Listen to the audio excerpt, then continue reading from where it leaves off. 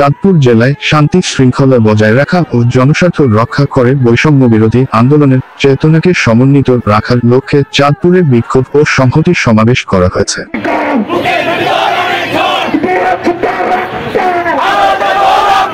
15ই December রোববার বিকেলে বৈষম্য বিরোধী ছাত্র আন্দোলন চাঁদপুর জেলার আয়োজনে শহরের পৌর পুরাতন বাসস্ট্যান্ডে এই বিক্ষোভ ও সংহতি সমাবেশ অনুষ্ঠিত হয়।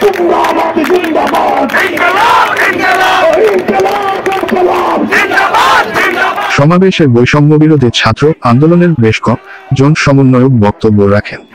এ সময় তারা বলেন, আমরা আন্দোলনের মাধ্যমে স্বৈরাচার সরকারকে পতন করেছি। তার মানে এই নয় যে আমরা এক স্বৈরাচারের পতন ঘটিয়ে আরেক স্বৈরাচারকে জায়গা করে দিব। কাজেই আপনারা সাবধান থাকুন। আমরা চাঁদপুরে কোন প্রকার বিশৃঙ্খলা চাই না। আমাদের আন্দোলনে জড়িয়ে আছে আবু সাইদ ও মুগ্ধ সহ অসংখ্য শহীদের রক্ত। তাদের রক্তকে আমরা বৃথা যেতে দিব না। আমরা আমাদের বৈষম্য বিরোধী ছাত্র আন্দোলনের চেতনাকে সমন্বিত রাখতে প্রয়োজনে আরো একবার যুদ্ধ করব। আমরা কি স্বৈরাচারকে বিদায় করে আরেক নতুন স্বৈরাচারকে জায়গা করে দেওয়ার জন্য রক্ত দিয়েছি?